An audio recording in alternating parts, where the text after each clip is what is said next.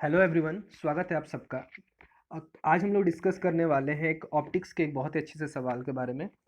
तो आपको question screen पे दिख रहा होगा कि इस क्वेश्चन को किस तरीके से सॉल्व करना है, उस चीज़ को समझते हैं। ओके, तो देखिए इस क्वेश्चन में क्या कहा गया है कि a ray falls on a prism A B C. आपके पास क्या क्या कि प्रिज्म है ए बी सी, ठीक है।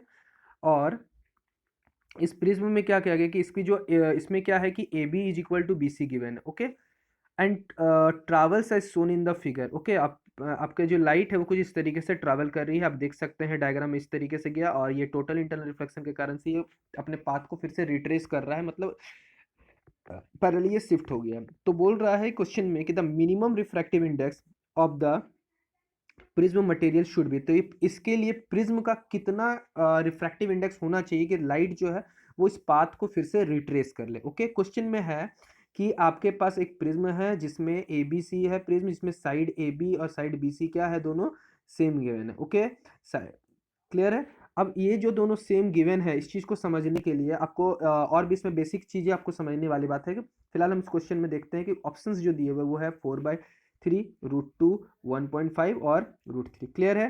तो आप वीडियो को पॉज कीजिए, फिर इसे सॉल्व कीजिएगा किस तरीके से। इसे आप मुझे कमेंट सेक्शन में बताइएगा क्या होने वाला है आंसर।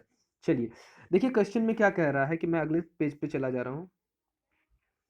देखिए क्वेश्चन में कुछ इस तरीके से है। आपके पास एक राइट एंगल प्रिज्म है जैसे कि ए बी और सी है, उसमें ए बी और बी सी सेम है। तो ए बी और बी सी सेम है तो इसका मतलब 90 डिग्री है। तो डेफिनेटली इस जगह पे जो एंगल्स होंगे वो 45 डिग्री के होंगे। 45 यहाँ, और क्योंकि ये राइट एंगल आइसोलिस ट्रायंगल है। ओके, और देन इसके बाद जो लाइट आपका इंसिडेंट हुआ है इस जगह पे आपका परपेंडिकुलर इंसिडेंट हुआ है, फिर यहाँ से लाइट इंसिडेंट होने के बाद वो टोटल इंटरनल रिफ्लेक्शन शो करके यहाँ आ गया है। ओके, उसके बाद फिर से यहाँ से एक बार और टोटल इंटरनल रिफ्लेक्शन शो किया है और वो बेंड करके इधर आ गया है जो कि परपेंडिकुलर है इस पॉइंट पे। क्लियर है। तो देखिए लाइट जो है, ध्यान से समझिएगा, लाइट जो है अगर वो टोटल इंटरनल रिफ्लेक्शन शो कर रहा है दैट मीन्स है कि इन angle of incidence I must be greater than equal to क्या होना चाहिए, क्रिटिकल एंगल होना चाहिए। ग्रेटर देन इक्वल टू मतलब यहाँ पे समझेंगे इस तरीके से लगा रहे हैं आप यहाँ पे, यानी अगर एंगल ऑफ इंसिडेंस इस जगह पे, किस जगह पे, मैं फिर से डायग्राम में बता रहा हूँ, ध्यान से समझिएगा कि अगर इस जगह पे लाइट आपका ये एंगल ऑफ इंसिडेंस है आई। ओके, अगर ये एंगल ऑफ इंसिडेंस आई जो देख पा रहे हैं, जो ग्रीन कलर से आप यहाँ देख पा रहे हैं, अगर वो क्रिटिकल एंगल से बड़ा है तो ही ना लाइट क्या करे, रिफ्लेक्ट कर जाएगा, यानी टोटल इंटरनल रिफ्लेक्शन का फेनोमेना को शो कर पाएगा। तो हमें उसी एंगल को फाइंड आउट करना है, उस एंगल को नहीं, बेसिकली उसके कितना होना चाहिए, कितना रिफ्रैक्टिव इंडेक्स, तब वो कर पाएगा। तो देखिए इसके लिए क्या करते हैं, मैं इस चीज को थोड़ा सा यहाँ बढ़ा देता हूँ। तो आप देख सकते हैं कि ये लाइन और ये लाइन पैरेलल है। इस जगह पे अगर 45 डिग्री है तो आप यहाँ भी 45 डिग्री से कॉरस्पॉन्डिंग एंगल से, और यहाँ 90 डिग्री है तो डेफिनेटली एंगल आई भी क्या हो जाएगा, एंगल आई कितना हो जाएगा, 45। ठीक है।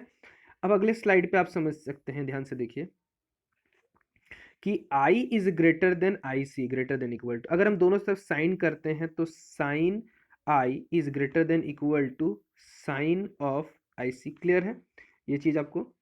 अब देखिए साइन आई का साइन है, और साइन आई सी क्या होता है, आपने पढ़ा होगा क्रिटिकल एंगल में, वो 1/म्यू होता है। म्यू क्या है, रिफ्रैक्टिव इंडेक्स। ठीक है, म्यू क्या है, रिफ्रैक्टिव इंडेक्स। ठीक है, हैंडराइटिंग थोड़ी गंदी है but you can manage, refractive index of prism.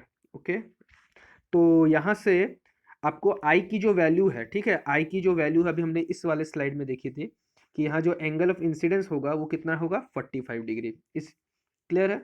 तो अब देखिए यहाँ से अगर हम आगे इस कंडीशन को यहाँ पे लगाते हैं तो sine 45 is greater than equal to 1/म्यू।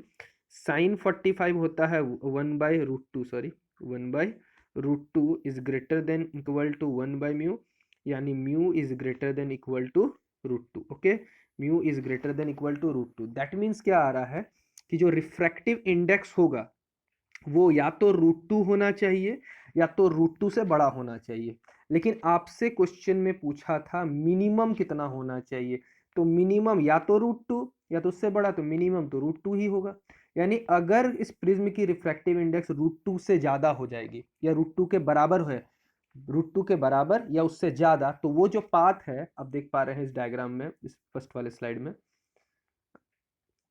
ठीक है, वो लाइट जो है वो इस तरह के पाथ को कलर में यहाँ से चेंज कर, वो जो लाइट है वो इस तरह के पाथ को रिट्रेस करके वापस चली जाएगी। क्लियर है? तो इसका जो ऑप्शन बन रहा है, मैंने ऑप्शन में जो है आंसर आएगा, आंसर होगा आपका 2, यानी √2 इज योर आंसर। क्लियर है? तो आई थिंक आपको ये क्वेश्चन अच्छे से समझ में आया होगा। कोई डाउट है तो आप मुझसे कमेंट सेक्शन में कमेंट करके पूछ सकते हैं। और भी मेरे ऐसे वीडियोज़ के लिए लगातार मुझे टच पे बने रहे। कोई भी डाउट है आप एकदम मुझे बताइए। चलिए ठीक, थैंक यू।